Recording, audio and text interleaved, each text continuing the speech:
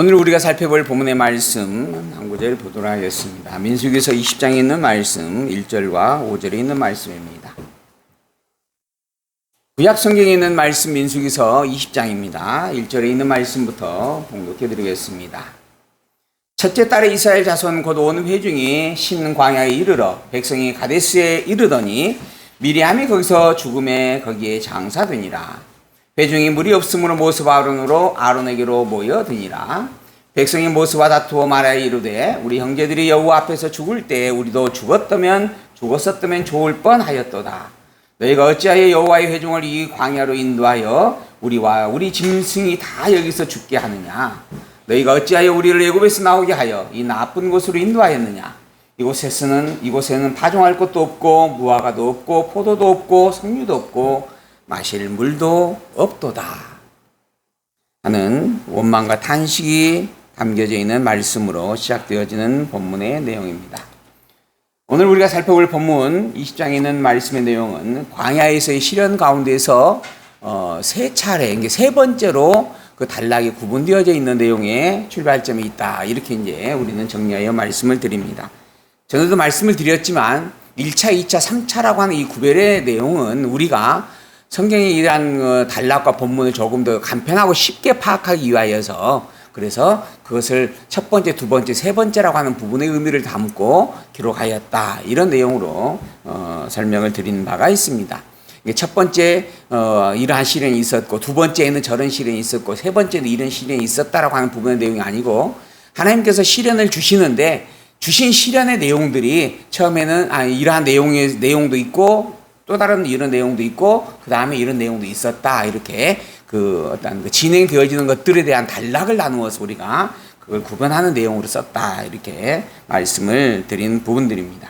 그리고 이러한 섭리 속에서 하나님은 이제 오늘 우리에게 광야의 3차, 즉 세 번째로 구별되어진 단락에서 하나님께서 주신 시련에 대한 내용을 살펴보도록 섭리하시는 그런 본문을 보게 되어집니다.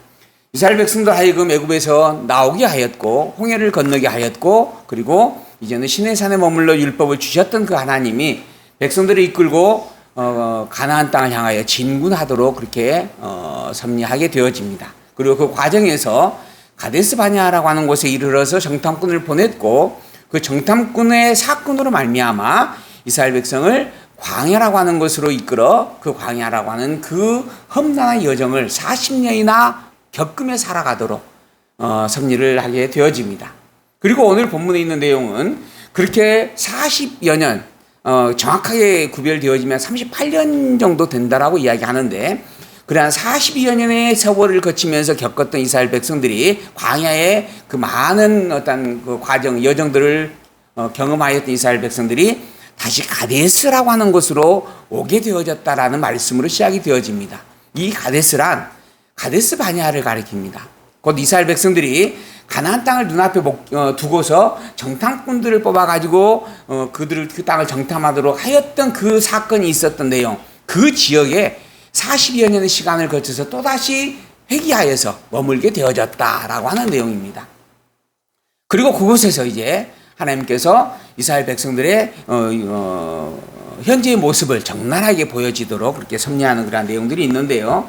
그 내용들을 조금 구체적으로 우리가 정리해서 살펴보게 되어지면 처음에 이스라엘 백성들이 광야에 처음 시작할 때는 가데스라고 하는 곳을 통하여서 시작되어진 일인데 이곳에서 처음 광야의 생활을 시작할 때에는 대열이 정비되었고 그 다음에 그 백성들이 먹을 것이 없다라고 하는 부분을 해가지고 하나님을 원망하는 일이 있었고 그리고 하나님이 그렇게 원망하는 백성들에게 교훈하고 그리고 또한 징계하였던 그런 사건들이 기록이 되어집니다. 그리고 난 다음에 이 사건이 있고 난 다음에 하나님께서 마지막에 그 백성을 성별케 하는 그런 율법의 규례를 다시 한번 되새겨주는 그런 말씀으로 한 단락이 마무리가 되어졌죠. 그리고 난 이게 이제 우리는 1차 첫 번째 있었던 내용이다. 첫 단락에 있는 내용이다.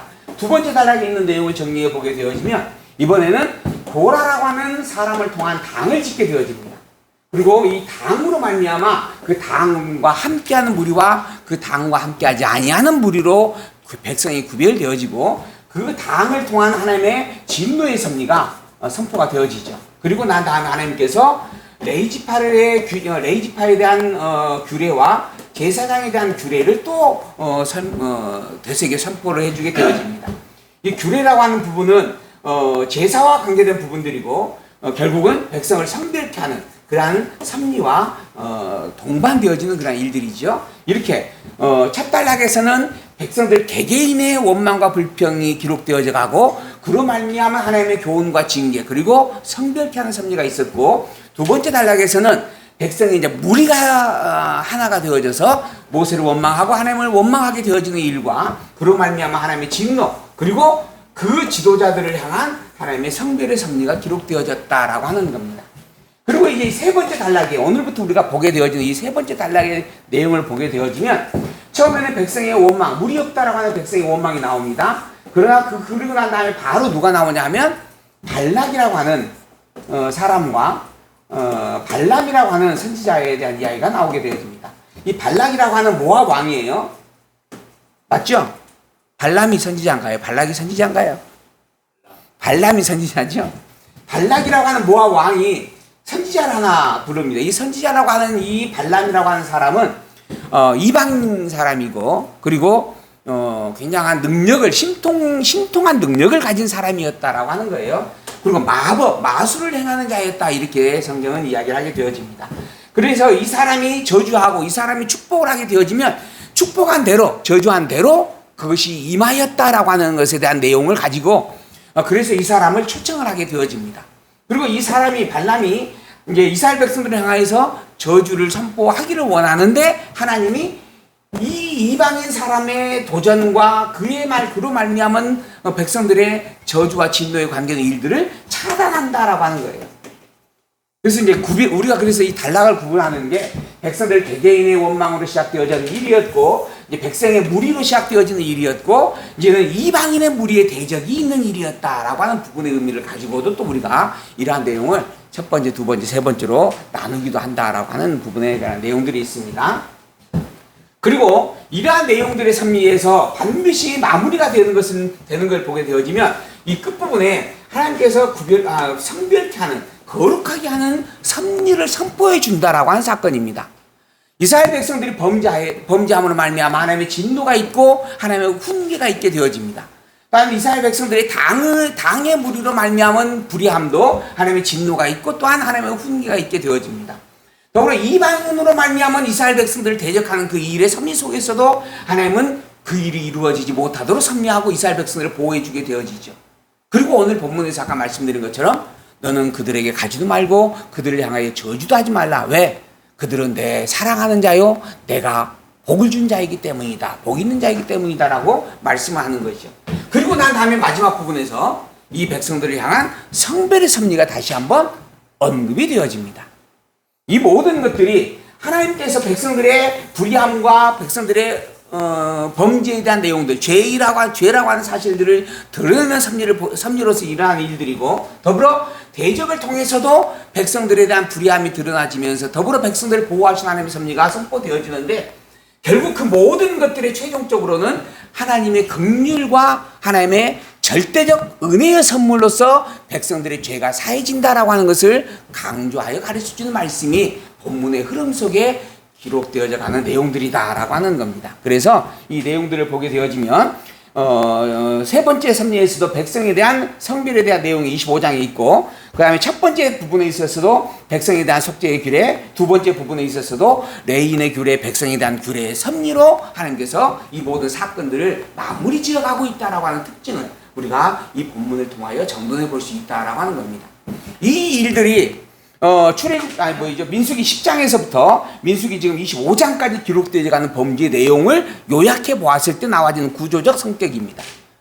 그래서 우리의 죄라고 하는 부분이 명백하게 입증이 되어지고 확인이 되어지고 그에 대한 하나님의 진노와 교훈의 섭리가 그 백성들을 훈련하고 가르치고 교육하는 섭리다라고 하는 것을 또 우리가 새겨보면서, 그럼에도 불구하고 결국 백성들이 죄에서 자유함을 얻는 방법은, 얻게 되어지는 이유는 오직 하나님의 은혜로 되는 것이다 라고 하는 결론을 얻게 되는 일입니다.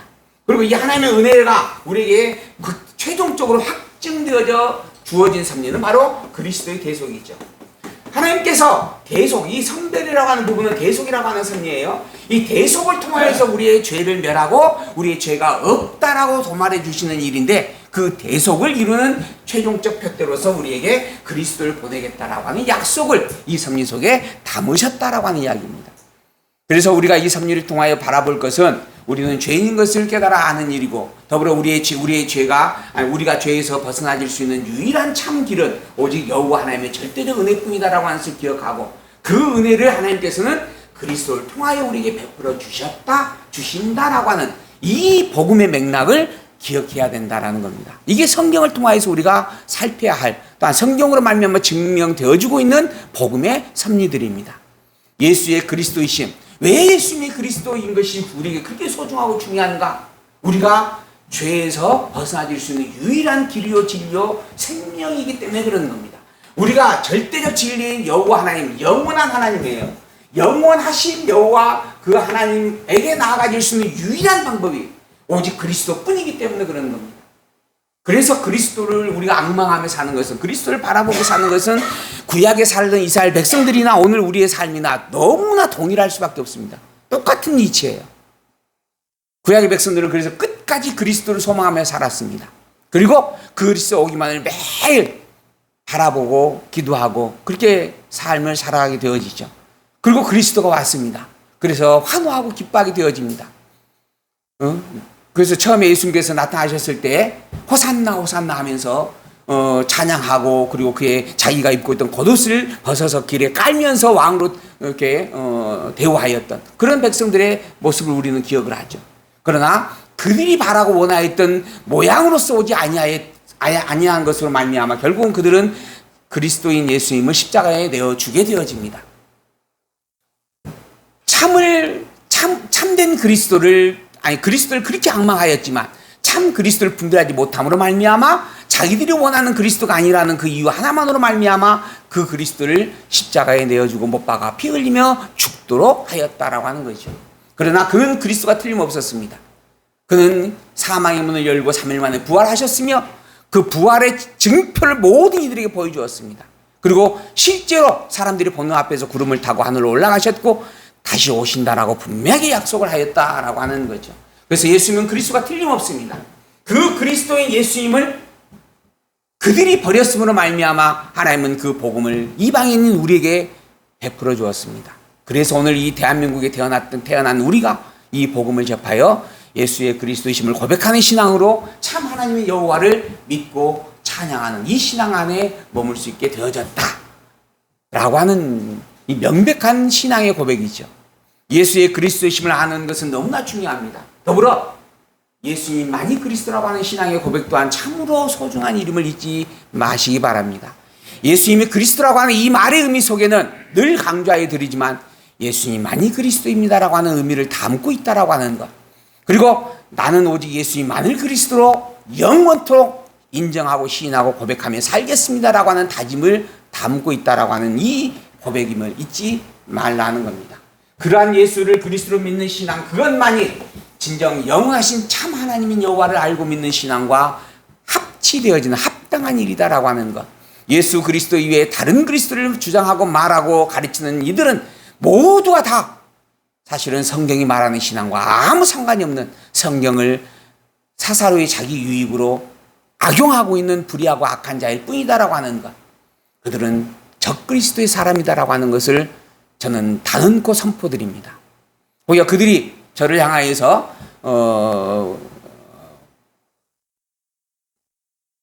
불의하고 거짓된 자라고 이야기할지라도, 또 자기들을 모욕하였다라고 혹여 말할지라도 저는 단언코 성경을 통하여서 입증되어진 말씀을 살펴볼 때 그들은 오히려 적그리스도에 속한 자들이다라고 선포해 드립니다. 나중에 때가 되어지면 하나님의 말씀이 선포되어졌던 이 거룩한 자리에 그 적그리스도가 자리하고 앉아서 스스로 자기가 그리스도요 자기가 하나님이다라고 외치는 때가 도래하게 되어져 있다라고 성경은 그렇게 이야기합니다. 그러므로 진정으로 다시 한번 오직 성경을 통하여서 확증되어져 가는 복음의 참 진리의 기본을 분명하게 깨달아 알고 그 신앙의 중심 속에서 바로 서가는 우리의 신앙의 고백이 되어지기를 소망합니다. 그 복음은 다른 게 아닙니다. 하나님께서 우리의 죄인 것을 드러내셨고 그 죄에 대한 교훈과 책망으로 하나님의 백성답게 살기를 선포해 가게 되어지죠. 그러나 그럼에도 불구하고 우리가 죄인의 털에서 벗어날 수 없는 불의하고 악한 자라고 하는 것을 명백하게 고백하게 하고 그 죄에서 건짐을 받는 그 일이 오직 하나님의 영원한 긍휼과 사랑의 선물로만 가능한 일이다 라고 하는 것을 확증지어 주게 됩니다. 그리고 그렇게 보낸 사랑의 선물이 그리스도요. 그 그리스도는 오직 예수라고 하는 이름을 가진 그분밖에 없다라고 하는 것. 그로 말미암아 예수를 그리스도로 믿는 그것만이 여호와 하나님을 믿는 참된 복음 진리의 신앙이고 그것이 성경들 알고 성경들을 믿는 신앙이다라고 하는 명백한 규정의 섭리 이러한 내용들을 성경의 내용으로 확증하고 고백하고 그것을 굳게 지켜내는 우리가 되기를 소망하면서 오늘 말씀을 본문으로 하나하나 규명하여 살펴보도록 하겠습니다. 백성들의 원망과 표징에 대한 증거가 20장에 있습니다.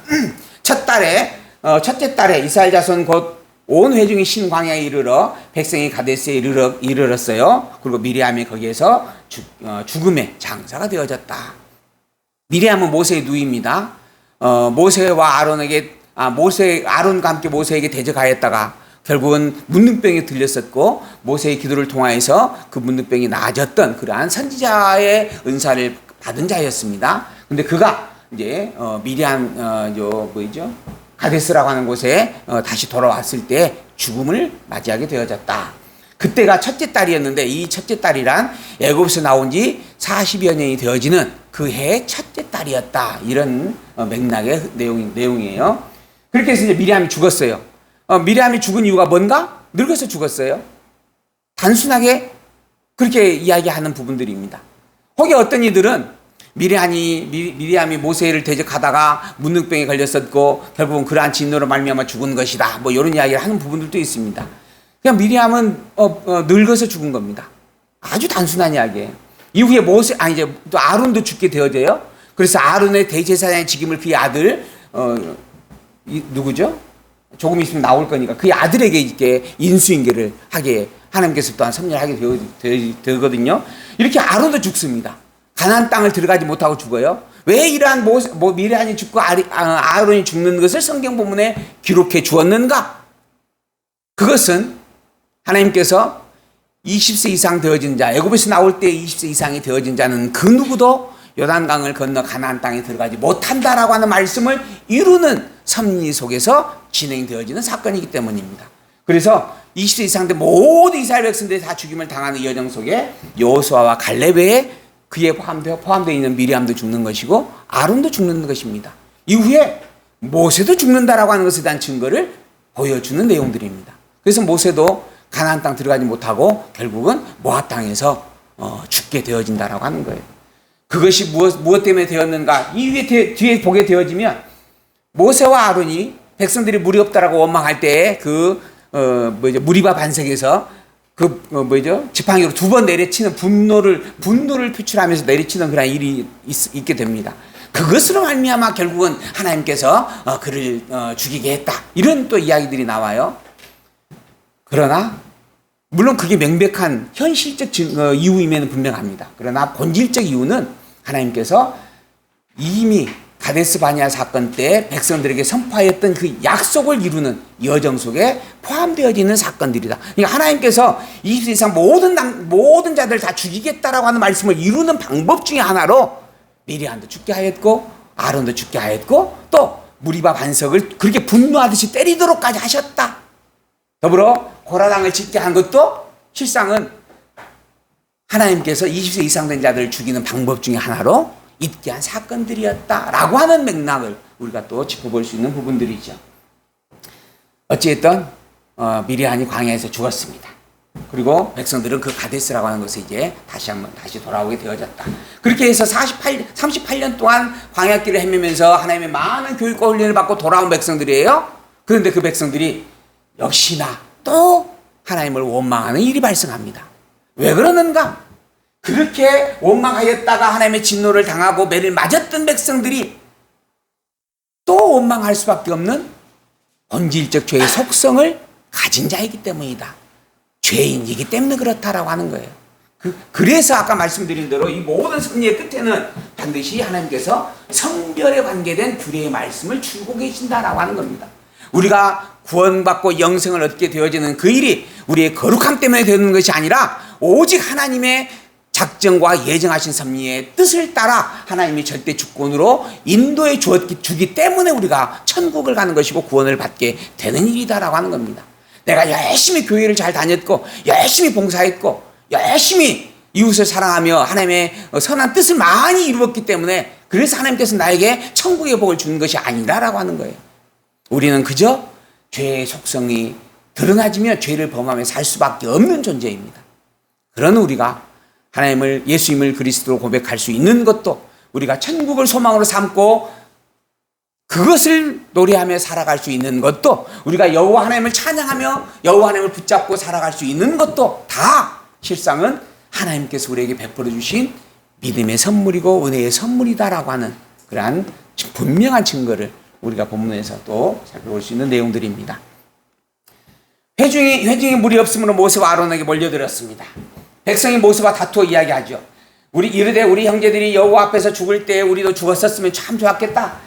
이스라엘 백성들이 원망하다가 하나님의 진노로 죽음을 당한 일이 있었고 또 고라당 사건으로 말미암아서는 250명인가요? 그 지도자들이 다 몰살당하고 또 백성들에게서도 14,000명인가요? 14,000명가 또 이렇게 죽음을 당하였던 그런 사건들이 있었죠. 어째 다 새로운 이야기를 듣는 것 같아요. 제가 이미 우리가 다 거쳐왔던 이야기들입니다. 그래서 제가 그것을 제 기억력이 가름가름하니까 혹시나 하고 묻는 거예요. 그렇게 하고 그런 일들이 있었어요. 근데 그걸 이제 빗대서 이야기하는 겁니다. 차라리 이때 우리도 죽었으면 좋을 뻔했다 하는 거죠. 그만큼 지금 하나님을 향해서 원망하는 마음으로 지금 이야기하고 있는 거예요. 아예 처음부터 애굽에서 안 나왔으면 좋겠다라고까지 이야기합니다. 인간은 그러고 보면 정말 연약하면서도 참 얄팍한 존재인 것 같아요. 애굽에서 그 종로를 할 때는 어떻게 해서인지 이곳에서 우리가 자유함을 얻었으면 좋겠다 하고 불평불만했죠. 근데 애굽에서 나와가지고 광야에 있다 보니까는 이제는 아예 애굽에서 안 나왔으면 좋겠다. 이제 물론 혹여 광야가 아니고 바로 가나안 땅 갔으면 그러면 원망 안 했을까? 우리가 가난하게 사는 것보다 부자로 살게 하면 원망을 안 했을까? 부자로 살았으면. 근데 그래서 이제 사단이 이야기하는 겁니다. 마귀가 하나님 앞에 나타나가지고 저 요백에 하나님께서 필요한 거 다 주었으니 자식도 10명이나 주고 그 다음에 부귀영화도 다 안겨주고 또 갑부로 그렇게 권세를 누리며 살게 했으니 그래서 욥이 지금 여호와 하나님을 믿는 거 아닙니까? 욥에게 그걸 다 빼앗아가면 틀림없이 욥도 여호와 하나님을 원망할 겁니다. 우리가 만약에 그랬다 한다면 우리는 틀림없이 원망했을 겁니다. 우리 하진이 엄마가 늘 그래서 하는 이야기예요. 자기에게 만약에 억만금을 주면 억만금을 줄 테니 하나님을 부정해라 라고 한다면 하나님을 부정할 마음이 조금 있을 것 같다 하는 거예요. 어제는 느닷없이 그 이야기를 하더라고요. 그렇게 해서 억만금을 내가 혹여 주실 하나님이 주었다 할지라도 단 하루 만에 그것을 또 빼앗아 가실 것 같다 이러면서 주시는 이도 하나님이요 빼앗으신 이도 하나님이다라고 하는 거죠. 어쨌든 우리는 그런 유혹을 받으며 그러한 유혹에서 흔들릴 수밖에 없는 그러한 속성을 가졌어요. 그러나 욥은 그러지 않았습니다. 욥은 인간이 아니기 때문에 그랬는가? 똑같은 우리와 같은 인간입니다. 그러나 그 욥을 통하여 누구를 보여주려고? 인간은 이렇게 죄 덩어리이여 유혹받을 수밖에 없는 존재인데 하나님 당신께서 보내시는 그리스도는 그러지 않으실 분이다라고 하는 것을 보여주려고 욥에게 그렇게 했다라고 하는 거예요. 그러고 난 다음에 욥의 삶에 대한 내용을 계속 보여주지 않은 본문에서 그 내용을 보게 되어지면 하나님을 향해서 원망하는 내용이 나옵니다. 친구들하고 이야기할 때는 야 그러지 마라. 여호와 하나님을 원망해서는 안 된다. 여호와 하나님을 절대적으로 인정하고 시인하고 고백해야 된다. 이렇게 이야기를 해요. 욥도. 근데 자기 혼자 있을 때는 나라님도 욕하듯이 하나님 왜 나를 태어나게 했습니까? 왜 나에게 이런 시련과 아픔을 겪게 하시 이렇게 원망을 한다라고 하는 거예요. 그게 인간의 모습입니다. 그럼에도 불구하고 그러한 욥으로 말미암아 결국은 사단의 유혹을 뿌리치고 그 중심을 지키게 한 것은 욥이 대단하기 때문이 아니라 그가 그리스도를 예표로 증거되어진 자이기 때문에 그랬다라고 하는 거예요. 우리 욥처럼 삽시다. 이 말이 잘못된 이야기다라고 하는 겁니다. 너무 멀리까지 갔어요. 욥까지 아직 갈 때가 아닌데. 그래서 이제 백성들이 원망을 하는 거예요. 주구장창 매일 원망만 하고 사는 인생들입니다. 근심 걱정 보따리로 들고 살아가는 인생이에요. 그래서 무거운 짐을 머리에다 이고 가면서 나 좀 태워주시오 했는데, 그래서 자리를 내어주고 딱 태워줬는데 끝까지 머리에서 내리지를 못하고 이고 있다라고 하는 거예요. 그래서 좀 내려놓으시오 했더니 이것까지 내려놓으면 얼마나 미안해서 그랬다는 이야기가 있죠. 인생의 생각이 그렇게 미련하고 어리석다라고 하는 겁니다.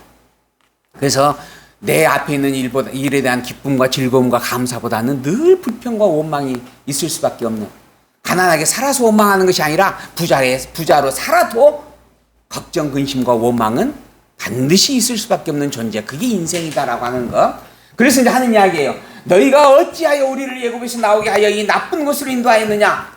이곳에는 파종할 것도 없고 무화과도 없고 포도도 없고 석류도 없고 물도 없다. 모든 것이 그냥 없다예요.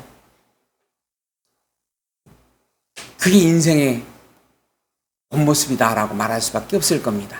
그런 죄 덩어리의 모습이 적나라하게 드러나졌어요. 그의 모세와 아론이 회중 앞을 떠나서 회막 앞에 이르러 여호와 하나님께 엎드린 거예요. 그리고 그러자 여호와의 영광이 그들에게 나타나고 여호와께서 모세에게 말씀하여 이르시되 지팡이를 가지고 내 형 아론과 함께 회중을 모으고 그들의 목전에서 너희는 반석에 명령하여 물을 내라 하라. 하나님께서 백성의 원망을 듣고 해결할 방법을 제시해 준 겁니다.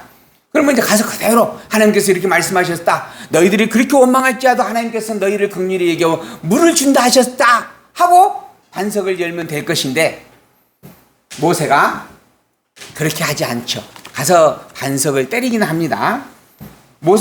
그 반석에 물을 내게 하여 회중과 짐승들에게 마시게 하라 하자 모세가 명령한 대로 여호와 앞에서 지팡이를 잡고 백성들에게 나아가게 되어졌습니다.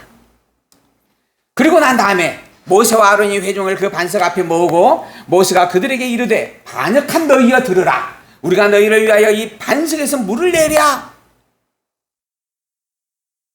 하나님께서 이미 물을 내라 하셨어요. 근데 백성이 가고 엄포를 하는 겁니다. 내가 이 반석을 깨뜨려서 물을 내겠느냐? 내야만 하겠느냐? 하는 부분이죠.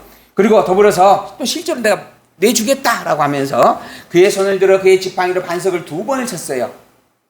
그러자 물이 많이 솟아나오므로 회중과 그들의 짐승들이 마셨다. 왜 하필이면 2번 쳤을까? 요거 가지고 또 많은 이야기들이 있습니다.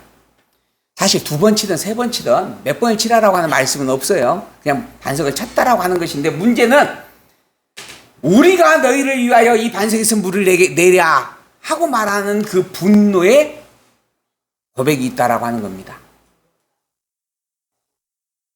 그래서 여호와께서 이야기하는 거예요. 모세와 아론에게 이르되 너희가 나를 믿지 아니하고 이스라엘 자손의 목전에서 내 거룩함을 나타내지 아니하였다 하는 거예요.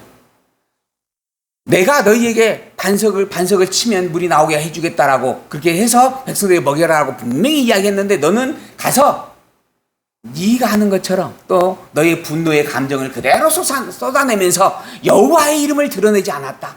여호와의 그 거룩함과 절대 주권의 섭리를 증가하지 않았다라고 하는 거죠. 이에 대하여서 이제 우리의 전에 가지고 있었던 개혁 성경을 보게 되어지면, 개혁 성경에서 이제 그런 어떤 그 해석된 내용이 기록이 되어집니다. 제가 그 본문을 찾아보았는데,